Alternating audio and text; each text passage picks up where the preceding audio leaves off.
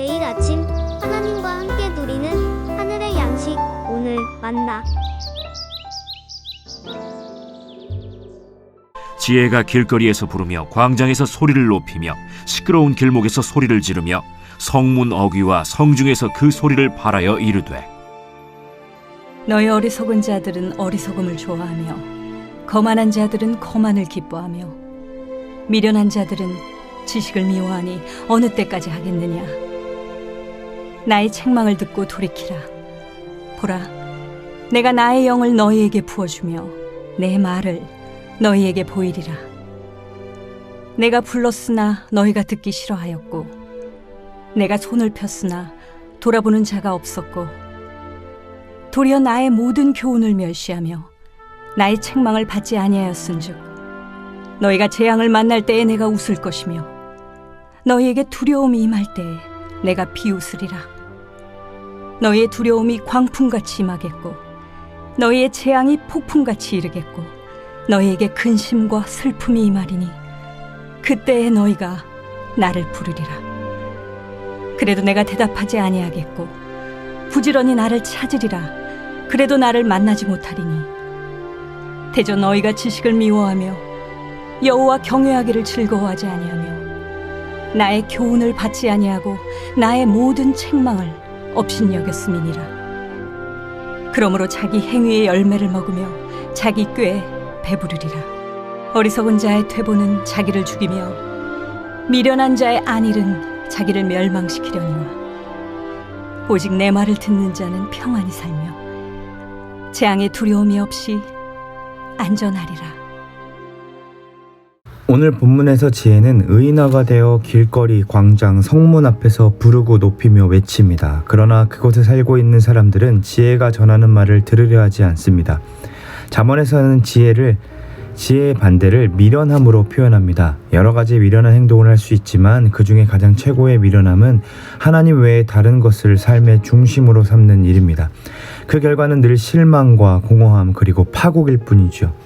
오늘 본문에서는 미련한 자의 세 가지 태도가 나오는데 첫째는 거만한 태도입니다.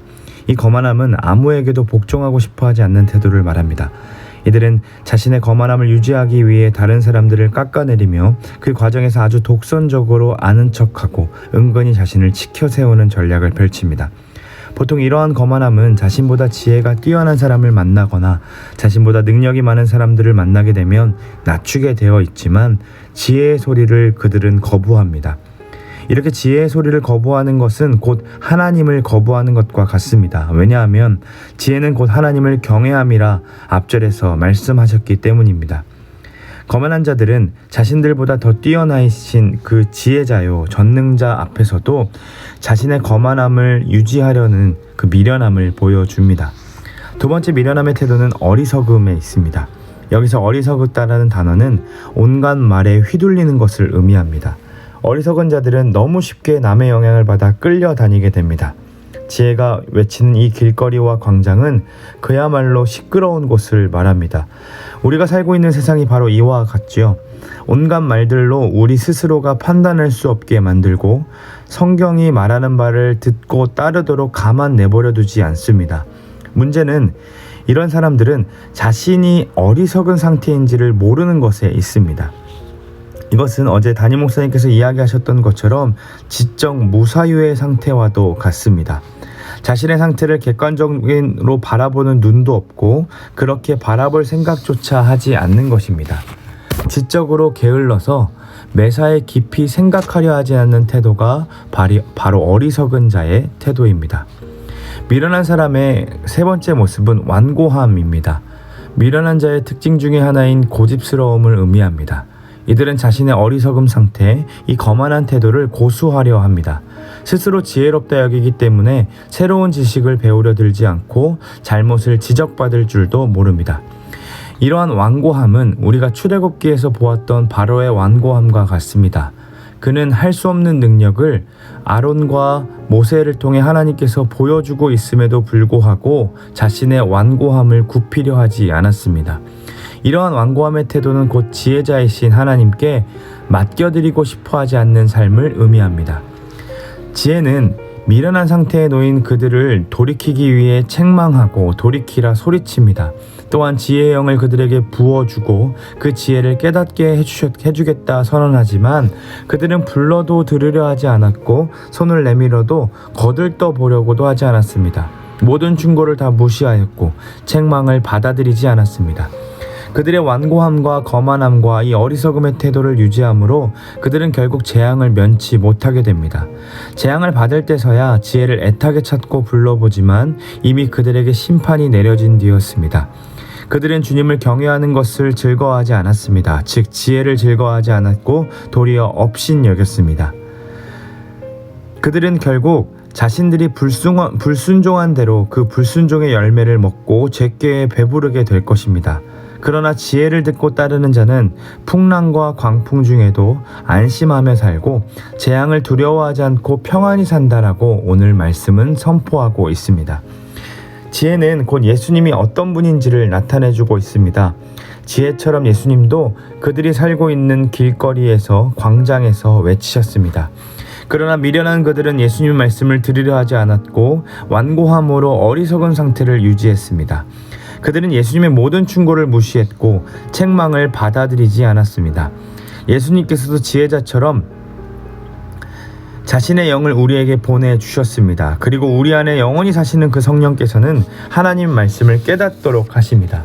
이전에는 미련한 자들의 이 완고한 태도로 인해 하나님의 영을 보내도 알아듣지 못했는데 이제는 우리의 노력이 아닌 하나님의 전적인 은혜로 인해서 하나님의 성령이 우리 안에 부어주셨고 그리고 그분의 일하심으로 인해 우리는 어리석음에서 이제는 지혜를 향해 마음껏 뛰어갈 수 있는 사람들이 되었습니다. 그래서 우리는 오늘 기도할 때 우리의 삶 가운데 미련한 자세는 없었는지를 점검하고 우리의 어리석음과 거만함 그리고 완고함이 그분의 일하심을 방해하지 않도록 늘 성령님께 자신을 내어드리며 성령의 충만함을 구해야 할 것입니다. 하나님께서는 그렇게 우리를 부르셨습니다. 그리고 우리에게 그 성령을 허락하셨습니다. 그리고 단순히 자기 신앙만을 위해 성령 충만함을 구하는 것이 아니라 사도행전 속에서 그러하셨듯이 복음을 전하는 데까지 우리는 가야 합니다. 성령의 충만함을 구했다면 이제는 지혜처럼 우리도 외쳐야 한다라는 겁니다. 지혜가 어디서 외쳤습니까? 자세히 보시면 그는 근사한 곳에서 외친 게 아니었습니다. 정말 세례 요한이 자신을 이야기했던 그 광야에 외치는 자의 소리처럼 지혜는 길거리와 광장 그리고 골목 어귀에서 외치고 부르짖었습니다. 우리가 지혜를 실현할 수 있는 장소, 하나님을 경외할 수 있는 장소는 예배당만이 아닙니다. 누구나 경외하는 사람들이 모여있는 이 예배당이 특별한 장소가 아니라 어리석은 자들로 가득하고 완고하고 거만한 사람들로 가득한 우리의 일상의 자리입니다. 그들은 진짜 지혜를 아직 만나지 못했습니다. 재앙이 찾아오기 전까지 그들은 모를 겁니다. 오직 지혜의 근원이신 예수님을 만나야 진정한 평안과 안식을 누릴 수 있는데 그들은 배우려 들지 않거나 자기가 많이 아는 것 마냥 완고하게 어리석은 상태를 유지합니다.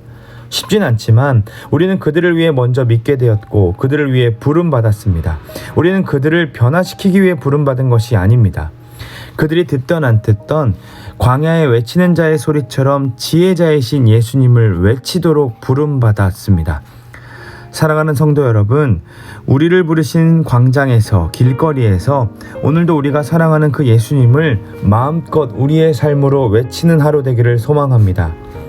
그래도 은혜는 흘러갑니다. 오늘도 부르신 자리에서 완고함이 아닌 넉넉함으로, 거만함이 아닌 겸손함으로, 어리석음이 아닌 올고짐으로 하루를 지혜롭게 살아내는, 그리고 지혜자이신 예수님을 닮아 살아내는 우리 모두의 삶이 되시기를 간절히 소망합니다.